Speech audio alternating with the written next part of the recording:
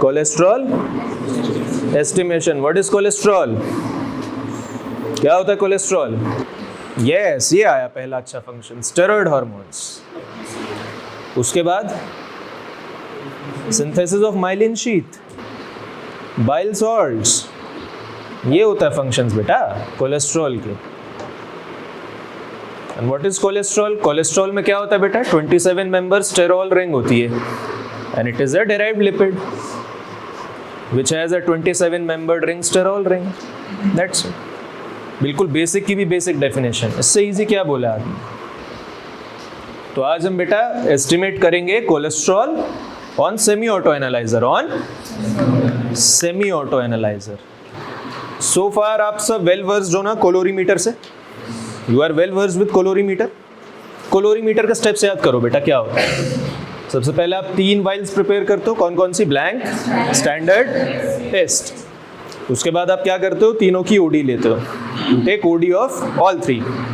ठीक. Second step क्या होता है बेटा? We take OD of all 3, blank, standard and test. उसके बाद क्या होता है? उसके बाद कैलकुलेशन करते हैं और उसके बाद जाके हमारे पास आंसर आता है कि कितना है. This is colorimetric process. This is colorimetric process. Semi auto analyser में बेटा बहुत सारे एडवांटेजेस होता है हमारे पास. पहला एडवांटेज क्या होता है? The first advantage is we do not have to prepare multiple times blank and standard. ठीक है. आप सुबह आइए, just start the instrument, aspirate the blank. Aspirate मतलब सैंपल मशीन को देना. Okay. Aspirate the blank, aspirate the standard, calibrate the machine. अपने आप हो जाएगी. ठीक है. Once that is done, you just start giving test samples to that. किसी भी पेशेंट का सैंपल आया, you do not have to prepare blank और standard. Just prepare the test sample, aspirate it and done. The result will come out printed, including absorbance, including absolute value. So how many steps are being cut short using semi-auto analyzer? तो semi-auto analyzer का main function क्या होता है बेटा? Automation करना. क्या करना? Automation करना. Automation यानी कि जब चीज़ एक के बाद एक अपने आप चलती रहे, जिसमें human intervention कम से कम हो. But why it is called semi-auto analyzer? Why it is not fully automated? क्योंकि बेटा वो टेस्ट हमें खुद पिपेट करके बनाना पड़ता है. इतना पार्ट हमारा है. उसके बाद मशीन ही उसकी एब्जॉर्बेंस ले लेगी, मशीन ही रिजल्ट प्रिंट कर देगी और मशीन ही बता देगी कि ज़्यादा है, कम है, क्या है. ठीक है.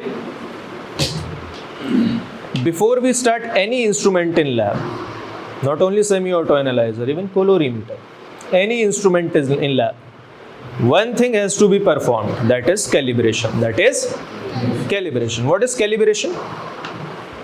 Calibration क्या होता है बेटा? Standardize नहीं बेटा. अगर बिल्कुल सिंपल आपके लिए कहे ना तो setting of zero. Setting of zero यानी कि जीरो को सेट करना. आपकी स्टार्टिंग रेफरेंस वैल्यू क्या होनी चाहिए? ठीक है. जीरो आप कहाँ से ले रहे हैं? ठीक है. कोलोरीमीटर में देखा ना, वो नॉब घुमाता है तो वो जीरो आ जाता है.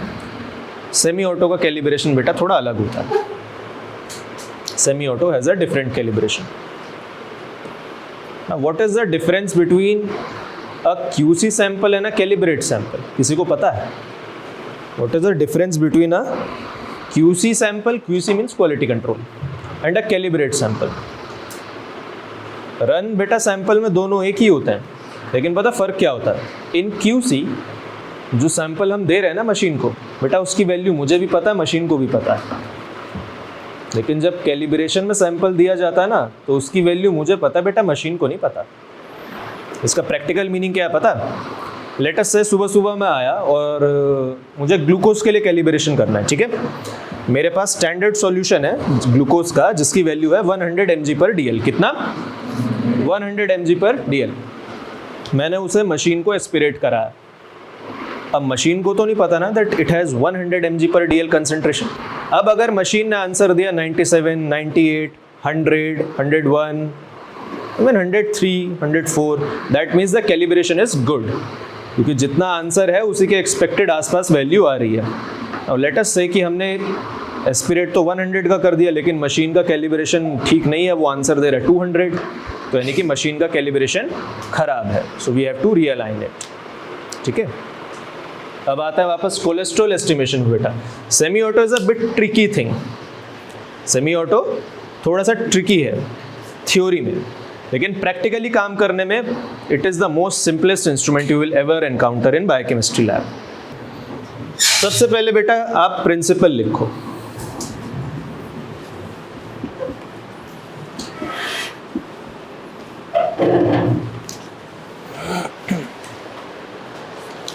Now, write down the principle of cholesterol estimation.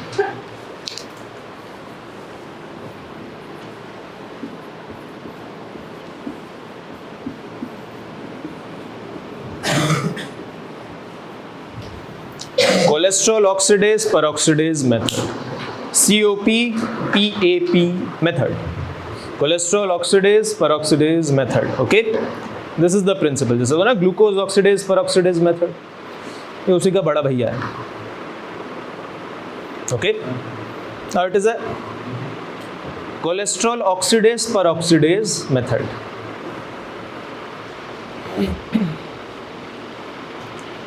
Now it is a 3-step reaction. कितना? 3 step. First one देखो बेटा क्या होता है।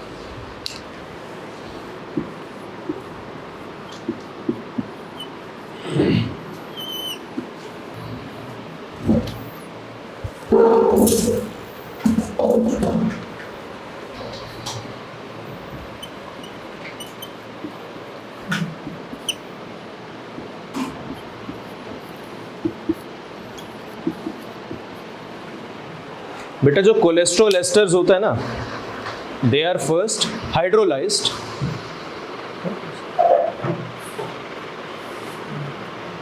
समझ आ रहा? It is a 3-step reaction, ठीक है। First step is hydrolysis of cholesterol asters into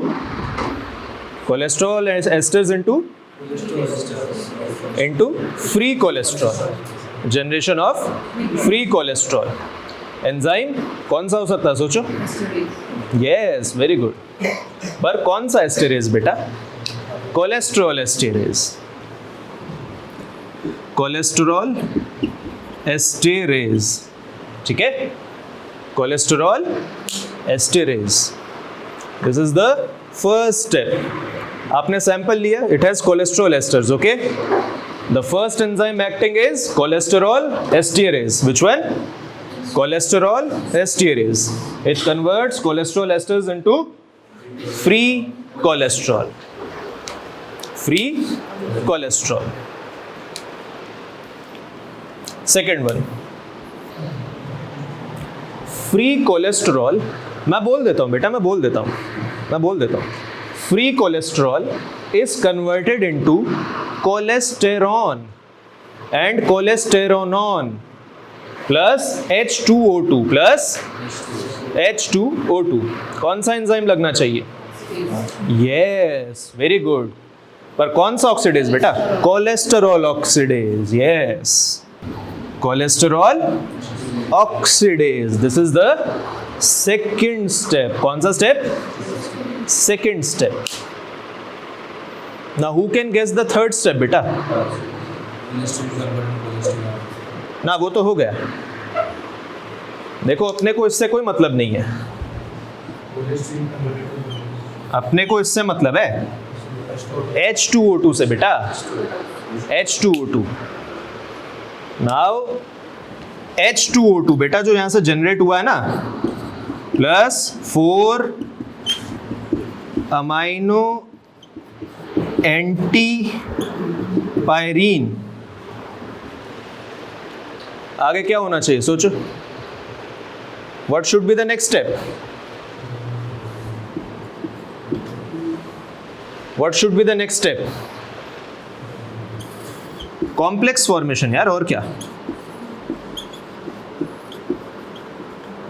complex formation. और इस कॉम्प्लेक्स का कलर क्या होता है? पिंकिश टू रेड, ठीक है, पिंक टू रेड कलर होता है। और एंजाइम क्या होगा? कौन सा एंजाइम होगा यहाँ पे?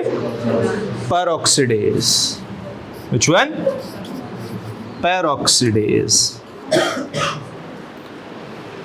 इसीलिए इस मेथड का नाम है बेटा ऑक्सीडेज पेरोक्सिडेज मेथड। कौन सा?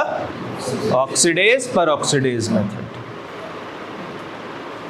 सबसे पहले क्या काम करना है हमें, कोलेस्ट्रॉल एस्टर्स को ब्रेक डाउन करना है किसमें, फ्री कोलेस्ट्रॉल, किसमें, फ्री कोलेस्ट्रॉल। जब बेटा फ्री कोलेस्ट्रॉल आ गया तो ऑक्सीजन साथ में कहाँ से आ जाएगी, क्योंकि वाइल में तो ऑक्सीजन है ही, एटमॉस्फेयर में इतनी है, ठीक है। ओपन एयर में आप रिएक्शन कराएंगे तो you can easily get oxygen. तो फ्री कोलेस्ट्रॉल का बेटा ऑक्सीडेशन जब होगा तो कोलेस्टेरॉन बन जाएगा plus H2O2 plus H2O2 bye enzyme cholesterol oxidase. कौन सा एंजाइम, कोलेस्ट्रॉल ऑक्सीडेज। अब H2O2 इंपॉर्टेंट क्यों है, व्हाई H2O2 इज इंपॉर्टेंट, क्योंकि amount of H2O2 generated is directly proportional to amount of free cholesterol present.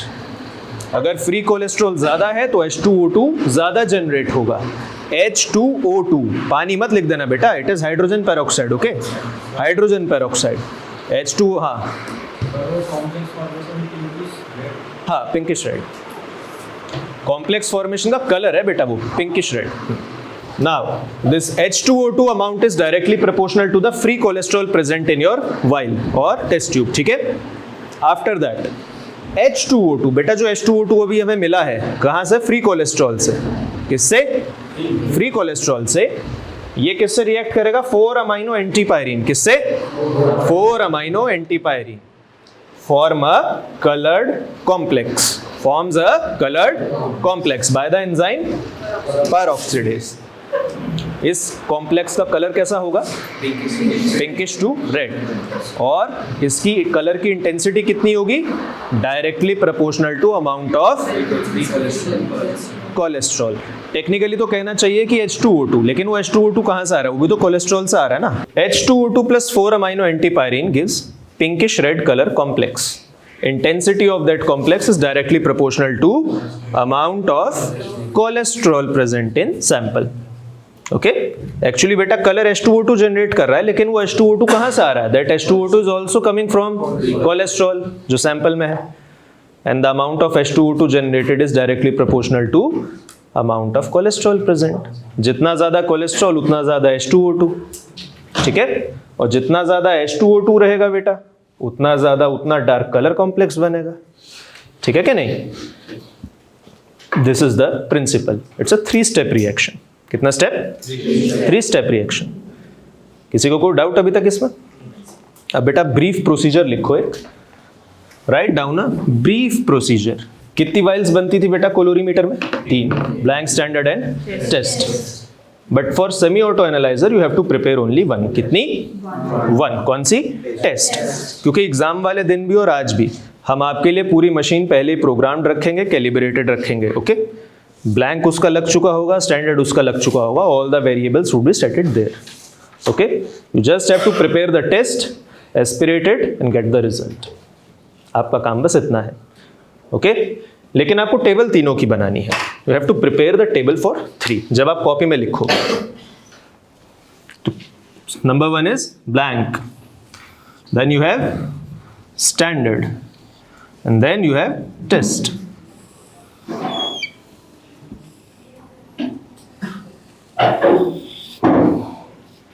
हमें सबसे पहले लेना है बेटा वर्किंग रिएजेंट।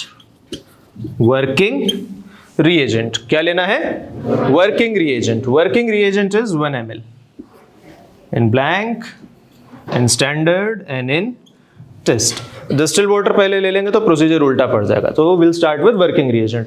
वर्किंग रिएजेंट क्या होता है पता है बेटा, working reagent is L1 plus L2 reagents. Which reagents? L1 and L2. L1 comprise of 60 ml and L2 comprise of 15 ml. इन दोनों के कंपोजिशन से मिलके वर्किंग रिएजेंट बनता है। How is working reagent created? 60 ml of L1 reagent, 60 ml of L1 and 15 ml of L2. ठीक है, तीनों में हमें 1-1 ml लेना है, ब्लैंक में, स्टैंडर्ड में, टेस्ट में। उसके बाद अब ले लेता है distilled water. Distilled water blank में आपका कितना आएगा, 10 microlitre. How much? 10 microlitre in blank. Standard में कुछ नहीं आएगा, टेस्ट में कुछ नहीं आएगा। डिस्टिल्ड वाटर के लिए। After that will take standard solution. कौन सा? Standard solution. जैसे बेटा कोलोरीमीटर में होता है ना, it is almost identical to that. Blank में कुछ नहीं होगा, स्टैंडर्ड में 10 माइक्रोलीटर एंड टेस्ट में कुछ नहीं। Regarding standard solution, then will take test sample. Blank में कुछ नहीं होगा, स्टैंडर्ड में कुछ नहीं होगा, टेस्ट में कितना होगा? 10 माइक्रोलीटर्स। And after that we have to incubate for 5 minutes. Incubate for 5 minutes. This is your brief procedure और while creation की while कैसे बनाई जाएगी। बनानी आपको खाली कौन सी है? You only have to prepare test. सुबह सुबह आपको ब्लैंक भी कैलिब्रेटेड मिल जाएगी, स्टैंडर्ड भी मिल जाएगी। You just have to go prepare the test vial, aspirate it and get the result. Okay? Principle लिखना, प्रिंसिपल बहुत इंपॉर्टेंट है। और जो कलर्ड कॉम्प्लेक्स बनेगा, pinkish to red colour complex, that complex is stable for 8 to 12 hours at room temperature. ठीक है, तो बेटा आप अगर अभी बनाओगे तो आज शाम को आके भी एस्टिमेट करोगे तो भी आपका रिजल्ट ठीक आएगा। It is stable. Okay, now ये हो गया। इसके बाद और क्या बचा? दूसरा, what are the normal value of this cholesterol?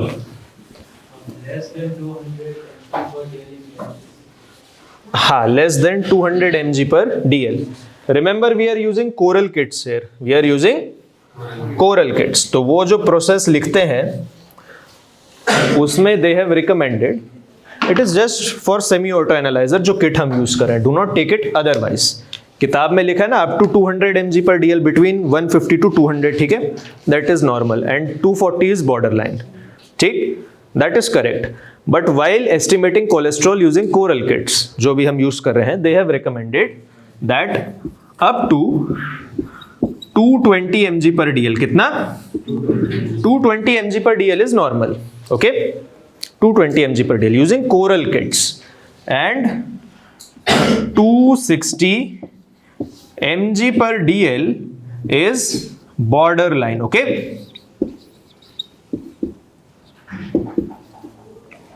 this is borderline using coral kits. Procedure and all these values slightly vary method to method, kit to kit, company to company. Okay, ठीक है, लेकिन आप ये value exam में मत लिख देना, theory के एग्जाम में, ठीक है, थ्योरी के एग्जाम में आपको अप टू 200 ही लिखनी पड़ेगी। हाँ, 150 to 200 दिल पे क्यों ले रहा है यार? अंडरस्टूड? प्रिकॉशंस बेटा एक ही इंपॉर्टेंट है, that 8 to 12 hours fasting sample नहीं लेना, fasting sample should be 12 to 14 hours, वरना वैल्यू में फर्क आ जाएगा, क्योंकि कोलेस्ट्रॉल का मेटाबॉलिज्म स्लो होता है। Now a bit of more on semi auto analyzer. aim, materials required, principle, procedure हो गया सारा।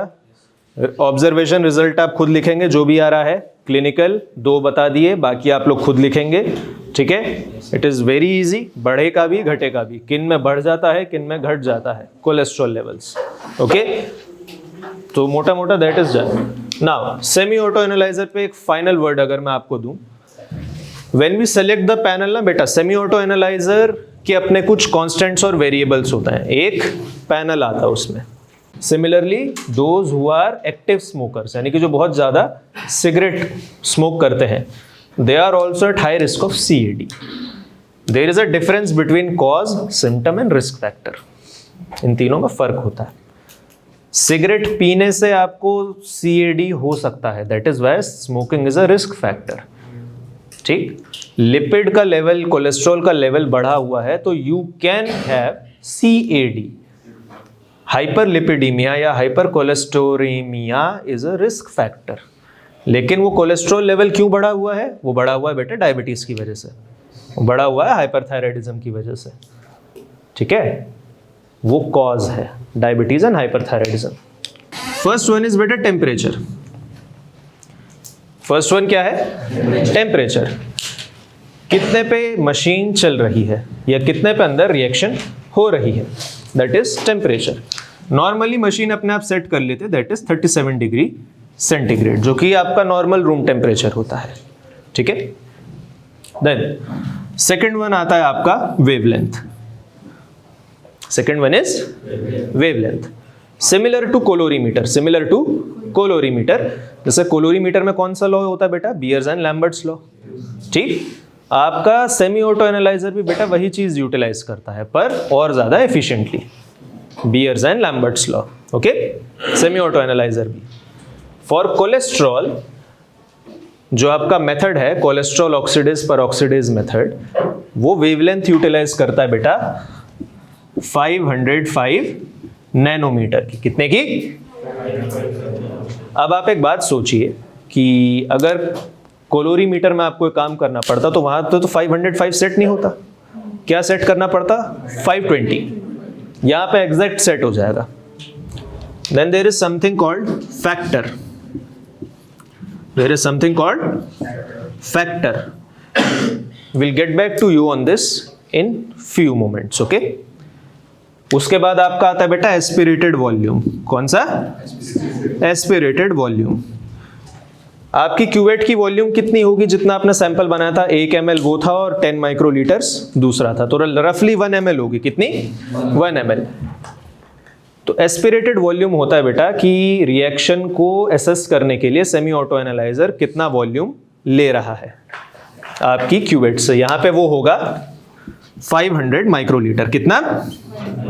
यानी कि 1000 माइक्रोलीटर से बेटा 500 माइक्रोलीटर इसको चाहिए for assessing the amount of cholesterol, ठीक है। उसके बाद there is something called delay. क्या? डिले। डिले होता है कि कितना टाइम लग रहा है आपको रिजल्ट, मतलब एस्पिरेट करवाने में और फाइनल रिजल्ट आने में।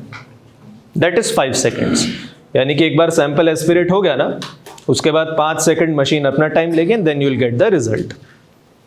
Then you will get the result. Result क्या है यहाँ पे? कोलेस्ट्रॉल कितना प्रेजेंट है। Now coming back to this on factor. Factor क्या होता है बेटा? अभी मैंने आपको कैलिब्रेशन के बारे में बताया था ना, ठीक।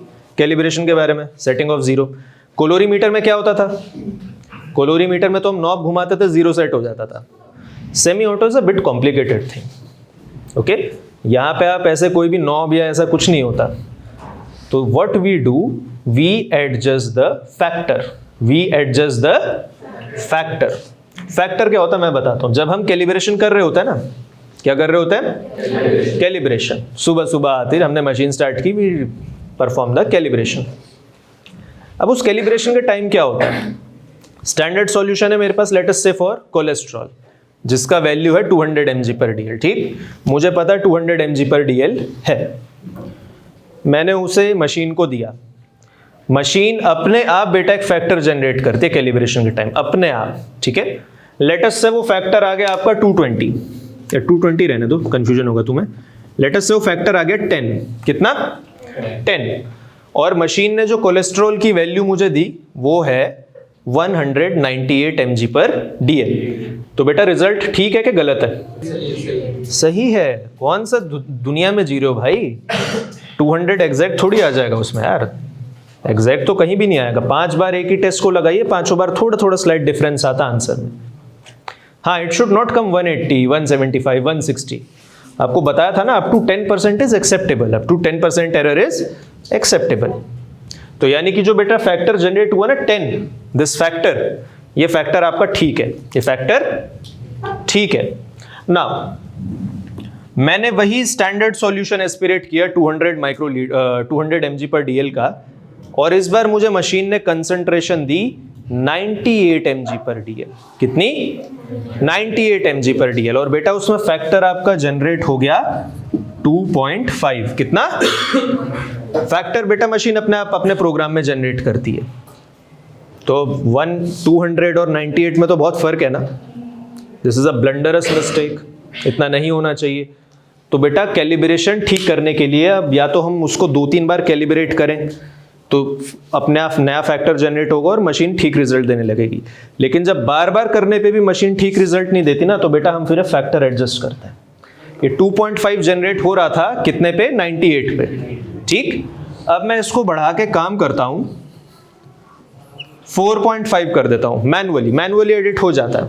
कितना कर दिया? अब कोलेस्ट्रॉल की वैल्यू आ रही है 130। कितनी? 130। अभी भी बहुत गलत है, बहुत दूर है। चलो इसको कर देते हैं 7.5। कितना? अब कोलेस्ट्रॉल की वैल्यू आ रही है बेटा 185। कितना? 185। स्लाइट एरर अभी भी है, स्लाइट एरर अभी भी है, close to the answer but it has slightly errors condition there. तो 7.5 को मुझे थोड़ा सा और इंक्रीज करना है। कितना? थोड़ा सा, 8 कर दिया। अब कोलेस्ट्रॉल की वैल्यू आ रही है बेटा 203 mg पर DL। कितना? तो बेटा अब हमारा फैक्टर ठीक जनरेट हो गया।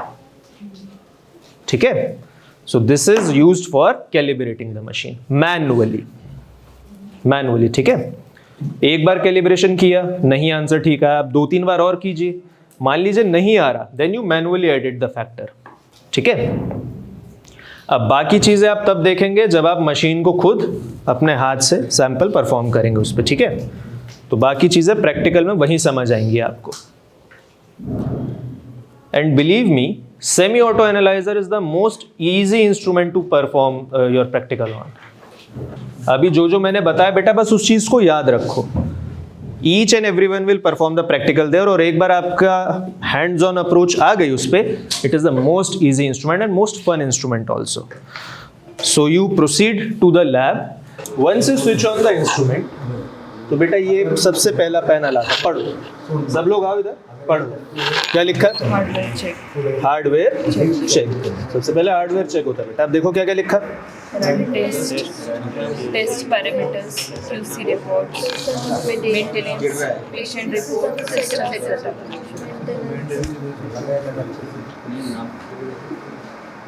सबको दिखा दे, आगे आके देखिए सही, आगे आओ, देखो आराम से।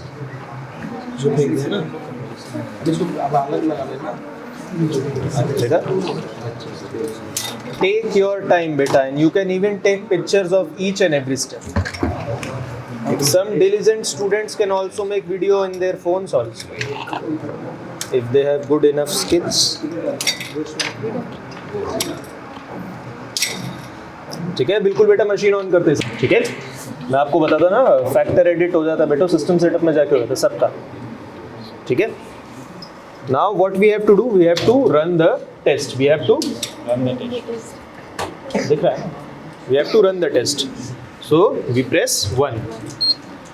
ठीक है, अब देखो कितने सारे आ रहे हैं, तो क्या क्या आ रहा है पढ़ो, देखो ध्यान से, सब चीज देखो। 1 क्या क्या है देखो बेटा, glucose, cholesterol, lipid, chloride, HDL, triglyceride, uric acid, total bilirubin, indirect bilirubin, और ALT, creatinine, list goes on and on. खत्म नहीं हो रहा है बेटा, अभी देखो यहाँ पे भी है। नाउ इस पैनल की फोटो सब खींचेंगे, ईच एंड एवरीवन। डन बेटा, ये होते हैं वेरिएबल्स और कांस्टेंट्स जो खुलते हैं ना। पढ़ो क्या लिखा है, cholesterol 1 point, this is the name of the method. ठीक है, मैंने आपको 1 पॉइंट एंड पॉइंट नहीं बताया, वो चीज मिस हो गई। The method is cholesterol oxidase peroxidase method. ठीक है, बट इट इज 1 पॉइंट और एंड पॉइंट मेथड। ठीक है, देन टेम्परेचर देखो बेटा, कौन कितना है, आईडी होती है बेटा पेशेंट आईडी, पेशेंट आईडी होता है ना हॉस्पिटल में जनरेट होता है, टेली द रिजल्ट्स। फिर देखो फिल्टर कितना है 505, दैट मींस द वेवलेंथ, शायद वेवलेंथ कितना है 505 नैनोमीटर। देन स्टैंडर्ड कंसंट्रेशन कितना है बेटा 200 mg per dl। फैक्टर देखो बेटा, फैक्टर जनरेट हुआ कितना 2.89। जब मैंने बताया था ना कि कैलिब्रेशन और QC सब हो गया है, ब्लैंक से स्टैंडर्ड से सब, तो ये सब चीजें ऑलरेडी जनरेटेड है। इसलिए आपको सिर्फ टेस्ट बनाना है, you have to only prepare test. ये सब करके मेरे सैंपल वॉल्यूम कितना है 500। Then R1 and R2, R1 and R2 क्या होता है? This is standard and test, standard and test. कितना वॉल्यूम एस्पिरेट होगा बेटा? 500 माइक्रोलीटर। कितना? 500 माइक्रोलीटर। आप रफली 1 ml बना रहे हैं, मैंने बताया ना बेटा 500 माइक्रोलीटर एस्पिरेट होगा। Then delay time is 5 seconds. Now the difference between end point and kinetic method, there is a difference. Semi auto में बेटा बहुत सारे मेथड चलता है, 1 point, 2 point, काइनेटिक। इसमें इंक्यूबेशन का टाइम आपका 5 मिनट है। कितना है? 5 minute. That means it's an and point, यानी कि एक बार रिएक्शन स्टार्ट होगी फिर वो पूरी हो जाएगी, फिर हम उसे एस्टिमेट कर रीडिंग लीजिए। रिएक्शन इंक्यूबेशन के पीरियड में नहीं होती, रिएक्शन जैसे सैंपल एस्पिरेट होगा ना इसी के अंदर चलती रहेगी। आपको 5 मिनट्स का वेट नहीं कराया जाएगा। लेट अस से कोलेस्ट्रॉल, अगर एक काइनेटिक मेथड होता है, जैसे ही आप सैंपल डालेंगे ना, जैसे सैंपल डालेंगे working reagent, within 10 seconds you have to aspirate it, वरना रिजल्ट खराब आएगा आपका।